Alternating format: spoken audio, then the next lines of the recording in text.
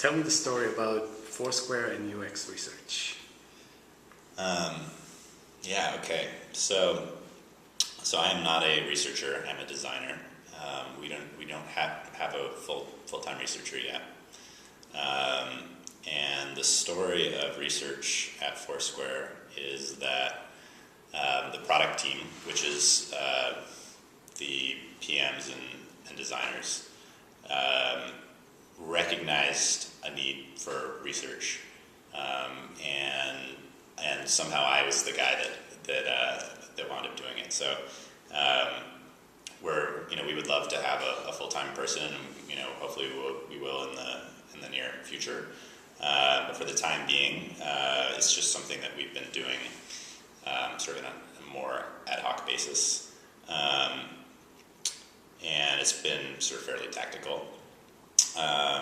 And so I think that the challenge with any startup, particularly sort of a product-driven startup, is that you're constantly worried about competitors and that kind of thing, and you have to move really quickly.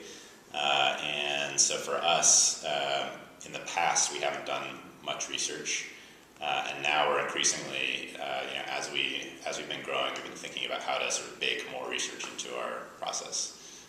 So that's sort of the background on that. So when you say tactical research, what kind of studies do you run? Yeah, I mean, I guess we've tried a whole bunch of different things. We mostly do just your sort of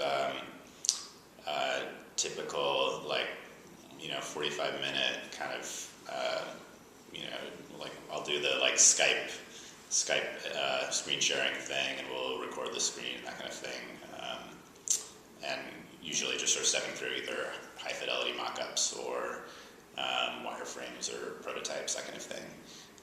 We've experimented with doing cafe studies, and I think they're just miserable to go up to strangers and try to interrupt them for 10 minutes. So we've been mostly just doing the kind of we have a long list of our friends that we've made, or friends of friends who are willing to come in for 45 minutes, and then we bring in 2 or 3 at a time. Do it that way. All right. So when I ask UX people who practice user research, what is their biggest challenge? I usually hear how hard it is to engage stakeholders with research. What are your thoughts on this topic? Yeah, I mean, I guess because we're still quite small, we haven't had many, and because we don't have a full-time researcher yet, we just haven't had much of that conflict. So in our case, it's more like, we recognize I'm a designer and sort of wanted to get feedback on the stuff I was working on, and so we do these sort of more tactical studies. So there hasn't been a whole lot of conflict there with stakeholders. And who is asking for these studies? Who is recognized that they're needed? Yeah, it depends. I mean, it often comes from PMs. So PMs will be working on something and will want to get a fresh set of eyes on it, or from designers as well, and even sometimes from engineers. So yeah, it's been fairly organic. We haven't, we don't do it as often as we'd like to, but it's been just sort of when people want to do it, we'll set up a study. Okay. What would you recommend to in-house UX researchers who are always trying to identify opportunities for impactful research if they want to better identify such opportunities? Yeah, so I mean, I think that this is maybe sort of self-evident, but I think that the most important thing is to understand what it is that, in our case, the CEO is worried about on a daily basis. What's sort of keeping him up at night, and then sort of target any research there. So either you can sort of challenge the things that people may be thinking about, or you can just understand them better. But I think that it's mostly just about understanding what people are focused on at any given time. What do you do to understand what the CEO is worried about? I mean, For us, it's we have every week our CEO he does his weekly snippets, so we can see sort of what he's thinking about. He actually has a section of, in his weekly email about what's keeping him up at night. Okay. So that makes it really easy. And I'm trying to think what else. I mean, yeah, we have a weekly meeting. I feel like when you have a small company, you kind of get a sense for what people are, focused on at any given time. All right. Tell me a story about a difficult stakeholder who did not understand or respect UX research. Yeah, so I'm not sure we've had much tension there. I think once we get a full-time researcher, maybe it'll be a little bit different. But for the time being, thankfully, I feel like everyone on the product team has recognized the need for design research, and I think everyone would like to do more of it. So there hasn't, from the CEO on down to the engineers, I'm not sure we've had much tension there just yet. There may be more in the future, but for now we've been lucky. Okay. So you told me you are the one running the usability studies, right? Yeah, for the most part, Okay. yeah. So many UX practitioners are always looking for creative deliverables that engage their stakeholders with research findings.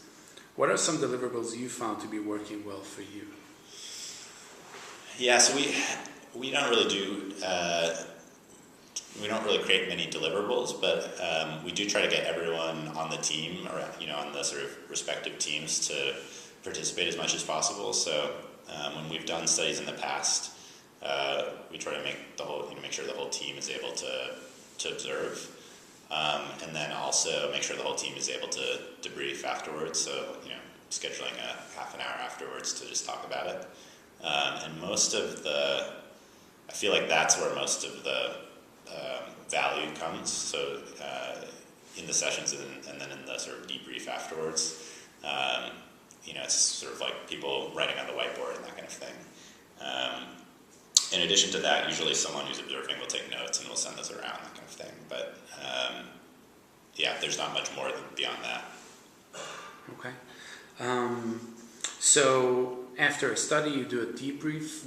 When they observe, do they actively do something other than just observing? Only one person is taking notes? Only one person's taking notes. How is it working? It's working okay.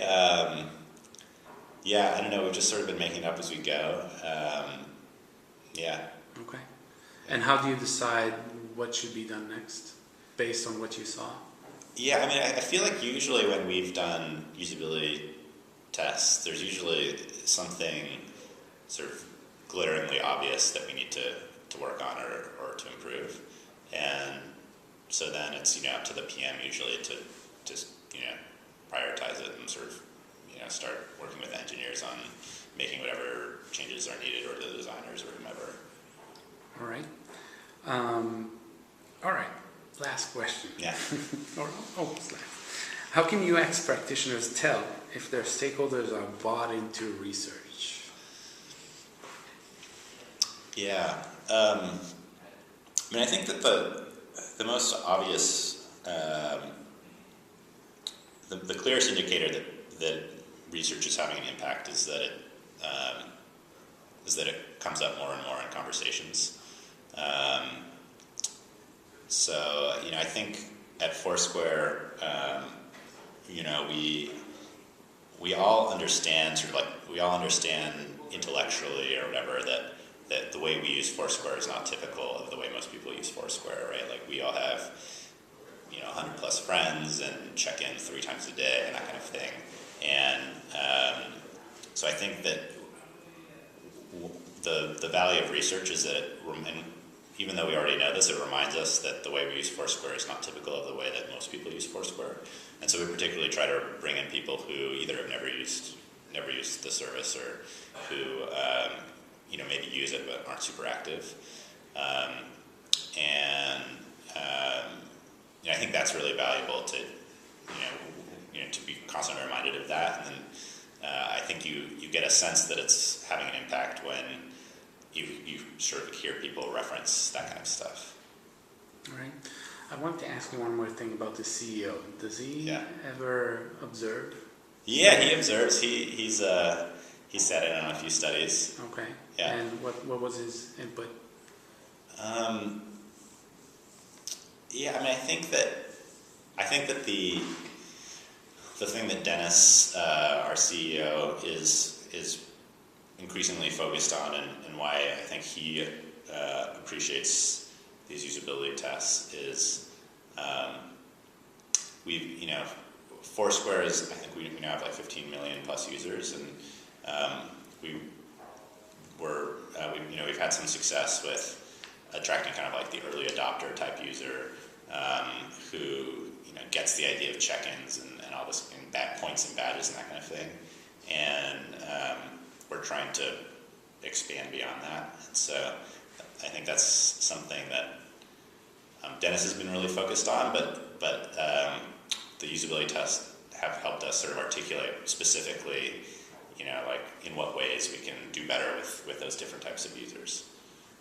All right. That's all I had for you. Anything you want to add? No, that's it. All right. Thanks. Thanks.